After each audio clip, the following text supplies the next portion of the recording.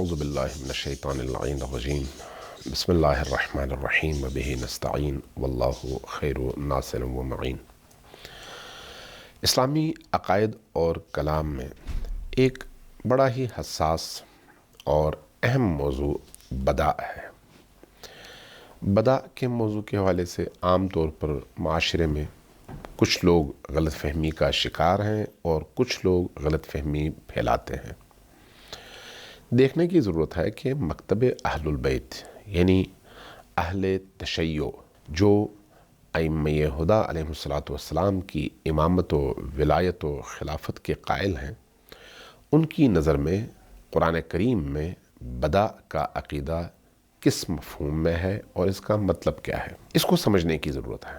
بدع اصل میں کسی ایسی چیز کا ظاہر ہونا ہے جو پہلے چھپی ہوئی ہو، جس کا پہلے علم نہ ہو۔ اس لیے جو چیز پہلے چھپی ہوئی ہو اور بعد میں ظاہر ہو جائے، اس کا اطلاق انسان پر ہوتا ہے، اللہ پر کبھی بھی نہیں ہو سکتا۔ اللہ چونکہ عالم الغیب ہے، اور صرف عالم الغیب نہیں ہے بلکہ خالق الغیب بھی ہے، جو چیز غیب میں موجود ہے اسی کی خلقت کردہ ہے، اسی کی طرف سے پیدا کردہ ہے، اور وہ جیسے چاہتا ہے ویسے پیدا کرتا ہے۔ لہٰذا اس کے حوالے سے یعنی اللہ تبارک و تعالیٰ کی ذات کے حوالے سے اگر کوئی شخص یہ عقیدہ رکھے کہ اس کو بدع حاصل ہو جاتا ہے تو وہ مسلمان نہیں رہ سکتا، بلکہ بدع انسان کو حاصل ہوتا ہے۔ اس کے لیے وہ چیزیں جو مخفی تھیں وہ ظاہر ہو جاتی ہیں۔ اللہ کے لیے کوئی چیز مخفی نہیں ہے۔ ہم عام طور پر اپنی عملی زندگی میں بھی ایک کام شروع کرتے ہیں اور ہم سمجھتے ہیں کہ اس کا رزلٹ فلاں نکلنا چاہیے۔ کچھ عرصے کے بعد ہمیں پتہ چلتا ہے کہ نہیں، اس کا رزلٹ یہ نہیں نکلا، گویا کچھ چیزیں ہم پر چھپی ہوئی تھیں، تو ہم اس کو ترک کر دیتے ہیں اور کوئی نیا کام شروع کر دیتے ہیں۔ اس کو کہتے ہیں بدع حاصل ہونا، یعنی ہمیں اس معاملے میں بدع حاصل ہوا، اس لیے ہم نے پرانی چیز کو چھوڑ دیا، پرانے کام کو چھوڑ دیا، نیا کام ہم نے شروع کیا۔ اس معنی اور اس مفہوم میں یہ صرف انسانوں کے لیے قابل تصور ہے، اور مکتب اہل البیت بھی اس کو انسانوں کے حوالے سے قابل تصور سمجھتا ہے۔ جہاں تک اللہ کا تعلق ہے، بدع اللہ کے حوالے سے اگر یہ لفظ استعمال ہو تو یہ محو اس بات کے معنی میں ہے۔ یعنی محو اس بات کا کیا مطلب ہے؟ اللہ جو چاہتا ہے وہ لکھ دیتا ہے، جو چاہتا ہے وہ مٹا دیتا ہے۔ لکھی ہوئی چیز کو وہ مٹا سکتا ہے اور مٹی ہوئی چیز کو وہ لکھ سکتا ہے۔ یعنی اس کے کچھ امور ایسے ہیں جن کی جو حتمی ہیں، کچھ چیزیں ایسی ہیں اللہ کی طرف سے جو وہ مشروط طور پر بیان کرتا ہے یا جس کا واقع ہونا مشروط ہے۔ وہ چیزیں جو حتمی ہیں ان میں تبدیلی نہیں ہوتی۔ جو چیزیں غیر حتمی ہوں یا مشروط ہوں ان میں تبدیلی ہوتی ہے، لیکن یہ مشروط ہونا یا یہ حتمی ہونا اللہ کے علم میں ہے، میرے علم میں نہیں ہے۔ اس لیے جب میرے سامنے آئے گا تو میں اس حوالے سے اس کو دیکھوں گا کہ پہلے مثلاً فلان حکم آیا، اب فلان حکم آیا، تو پہلے جو حکم آیا اس کی وجہ کیا تھی، اب جو حکم آیا اس کی وجہ کیا ہے۔ اس اعتبار سے چند چیزیں آپ کی خدمت میں بیان کرتا ہوں۔ اللہ تبارک و تعالیٰ قرآن کریم کی سورہ رعد کی 40ویں آیت ہے جس میں فرماتا ہے کہ لِكُلِّ أَجَلٍ كِتَابٌ، ہر اجل کی ایک کتاب ہے، لکھی گئی ہے، مقررہ وقت ہے۔ يَمْحُ اللَّهُ مَا يَشَاءُ وَيُثْبِتُ وَعِندَهُ عِلْمُ الْكِتَابِ، چونکہ کتاب کا علم اللہ کے پاس ہے، اس لیے جس چیز کی اجل، جس چیز کی میعاد، جس چیز کا وقت مقرر شدہ ہے، خود اس میں اگر وہ مشروط چیزوں میں سے ہے تو اللہ اس میں تبدیلی لا سکتا ہے۔ مثلا کسی شخص کی عمر کے حوالے سے قرآن کہتا ہے اذا جاء اجلہم لا یستأخرون ساعۃ ولا یستقدمون، جب موت آتی ہے تو پھر اس میں ایک لمحے کی آگے پیچھے وہ نہیں ہوتی، تبدیلی نہیں ہوتی۔ لیکن یہی اجل، اس کے حوالے سے روایات شیعہ اور سنی دونوں ہمیں بتاتی ہیں کہ کچھ اعمال ایسے ہیں، کسی بھی انسان کی عمر کی ایک حد طے ہے اللہ کی بارگاہ میں، اللہ کی کتاب میں، لیکن آیا وہ جو حد طے ہے اس میں کوئی تبدیلی ہو سکتی ہے یا نہیں، یہ مشروط ہے۔ کس چیز سے؟ اس شخص کے اعمال سے۔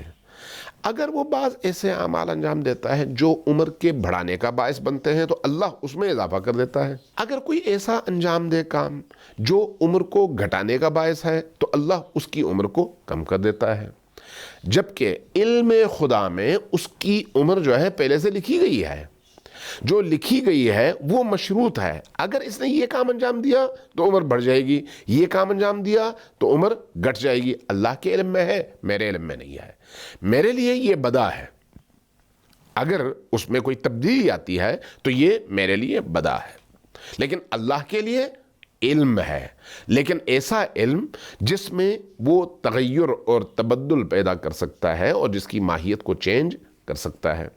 مثلا والدین کی خدمت، والدین سے انس، صلہ ارحام، رحم کے رشتہ داروں سے ملنا جلنا، ان کا خیال رکھنا، روایات ہمیں بتاتی ہیں کہ اس کے نتیجے میں عمر بڑھتی ہے۔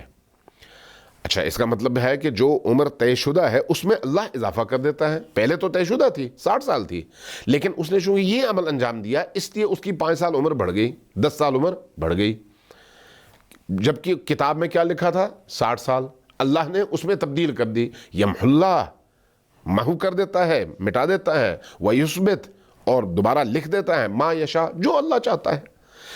جو اللہ چاہتا ہے وہ مشروط ہے اس شخص کے اس عمل کے ساتھ۔ لہٰذا جب ہم اپنے والدین کی اطاعت کرتے ہیں، والدین کا خیال رکھتے ہیں، صلہ ارحام کرتے ہیں، تو اللہ اس کے نتیجے میں ہماری اسی مکتوب اور مقرر شدہ عمر میں اضافہ کر دیتا ہے، جبکہ وہ پہلے لکھی گئی تھی اور کم لکھی گئی تھی۔ اور اگر ہم خدا نہ خواستہ کوئی شخص اپنے والدین کی شان میں گستاخی کرے، ان کو تنگ کرے، ان سے صلہ رحم کو ختم کر دے، قطع رحم کرے، ان سے میل جول کو ختم کر دے، خدمت ختم کر دے، اپنی ذمہ داریاں نہ نبھائے، ان کا دل دکھائے، عمر گھٹ جاتی ہے۔ اب یہ جو عمر کا گھٹنا ہے، پہلے تو لکھا ہوا تھا 60 سال اس کی عمر میں، تو یہ گھٹ گیا 40 سال، 30 سال، 35 سال۔ کیوں؟ اس لیے کہ اس نے وہ کام انجام دیا۔ تو اللہ کے علم میں اس کے 60 سال کی عمر لکھی ہوئی تھی، اللہ تبارک و تعالیٰ نے مشروط رکھی تھی، اگر ایسا کرو گے تو ایسا ہوگا، جیسے اس نے کیا ویسے اللہ کی مشیت میں تبدیلی آئی۔ اللہ کی مشیت میں تبدیلی کا علم بھی اللہ کو تھا لیکن ہمیں نہیں تھا۔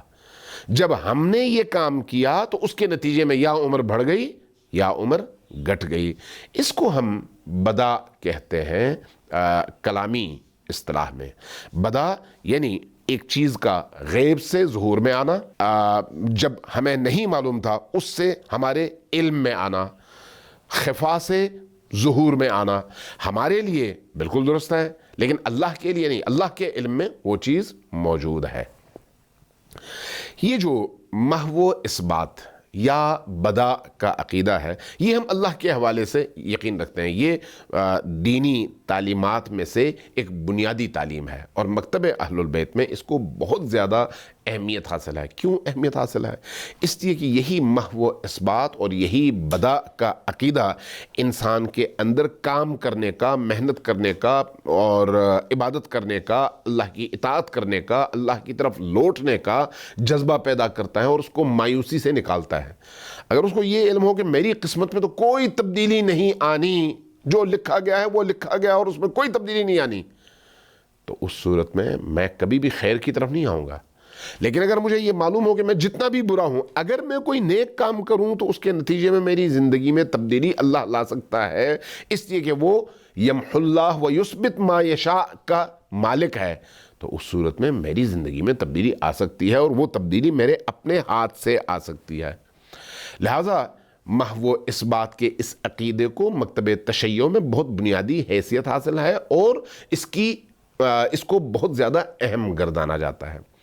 آپ سورہ یونس کی تفسیر میں دیکھیے، حضرت یونس کی قوم نے حضرت یونس کا انکار کیا، آپ کو تنگ کیا اور بے تحاشا تنگ کیا، جب بے تحاشا تنگ کیا تو حضرت یونس ظاہر ہے تبلیغ کرتے کرتے کرتے اس مقام پر پہنچے کہ لوگوں کے تنگ کرنے کی وجہ سے دل گرفتہ تھے۔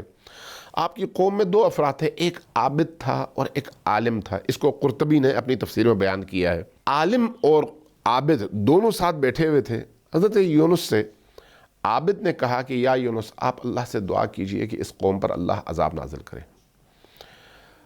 آپ نے حضرت یونس نے عالم کی طرف دیکھا، عالم نے کہا کہ اے اللہ کے نبی، آپ یہ دعا نہ کریں، اگر آپ یہ دعا کریں گے تو چونکہ آپ نے دعا کی ہے اللہ اس قوم پر عذاب نازل کرے گا، لیکن اس قوم پر عذاب نازل کرنے کو اللہ پسند نہیں کرتا۔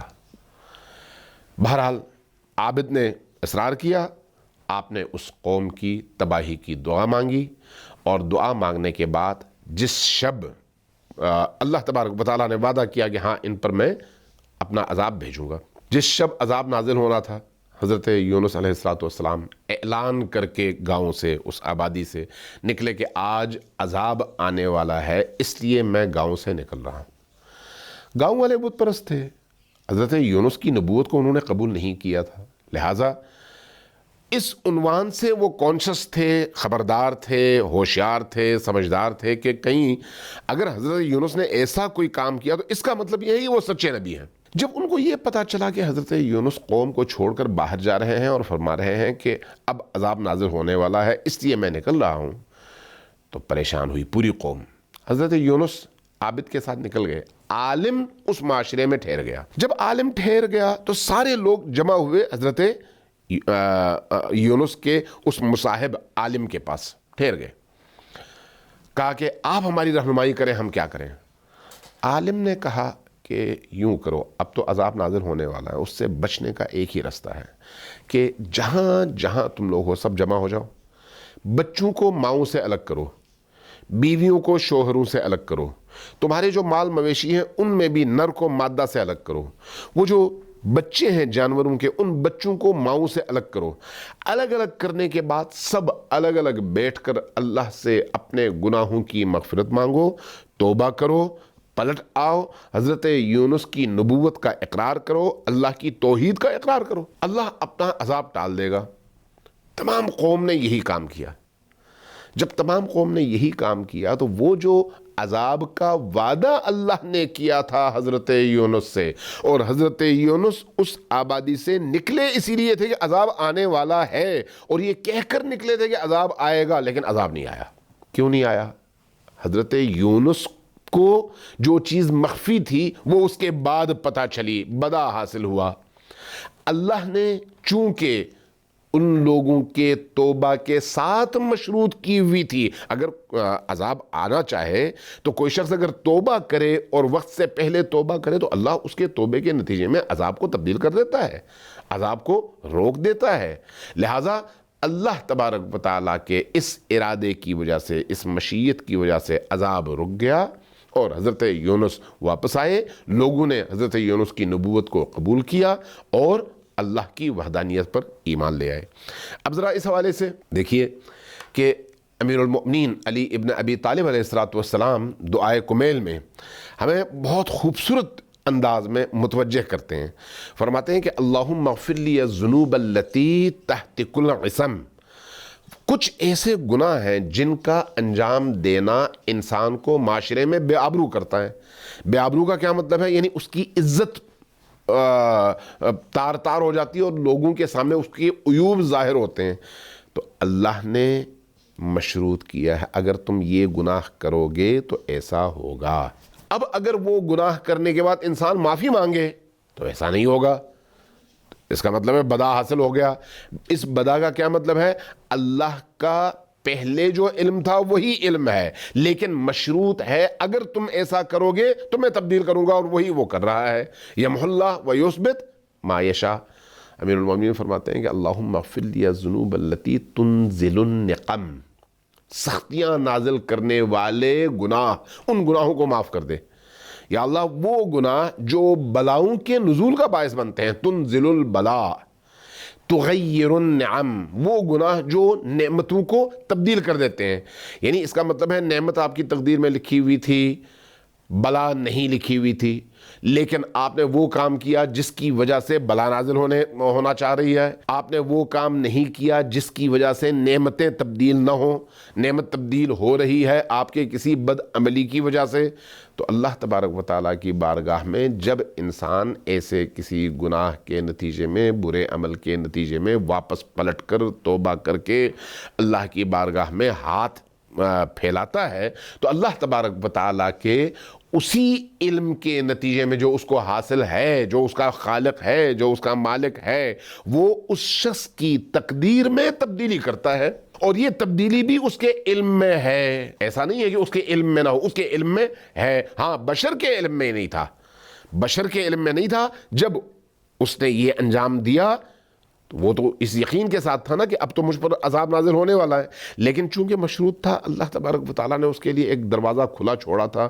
لہٰذا اس شخص نے توبہ کی ان گناہوں سے جو گناہ اس کے عیوب کو آشکار کرتے ہیں، جو گناہ اس پر بلا کے نزول کا باعث بنتے ہیں، جو گناہ اس کی نعمتوں کی تبدیلی کا باعث بنتے ہیں، ان گناہوں سے اس نے توبہ کی تو اللہ تبارک و تعالیٰ نے یثبت وَيَمْحُو وَيُثْبِتْ مَا يَشَاءُ، اس اللہ تبارک و تعالیٰ نے جو لکھی ہوئی چیز ہے وہ تبدیل کر دی۔ اس کو کہتے ہیں بدع کا عقیدہ۔ مکتب تشیع میں اس حوالے سے بدع کو بڑی اہمیت حاصل ہے۔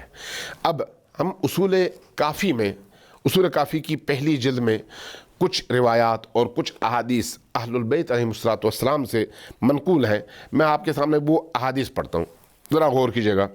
علی بن ابراہیم عن ابیہ عن ابن ابی عمیر عن ہشام بن سالم وحفص ابن البختری وغیرہما عن ابی عبداللہ، امام جعفر صادق علیہ السلام سے یہ حدیث نقل ہوئی ہے۔ فرماتے ہیں کہ قال فی هذه الآیہ یمحو اللہ ما یشاء ویثبت، اس آیت کی تفسیر میں فقال فرمایا وَهَلْ يُمْحَى إِلَّا مَا كَانَ ثَابِتًا، کیا جو چیز پہلے سے ثابت نہ ہو وہ محو ہو سکتی ہے؟ نہیں، اس کا مطلب ہے جو پہلے چیز لکھی گئی تھی اس کو اللہ مٹاتا ہے، یمحو اللہ، اس کو اللہ مٹاتا ہے جو پہلے لکھی گئی تھی۔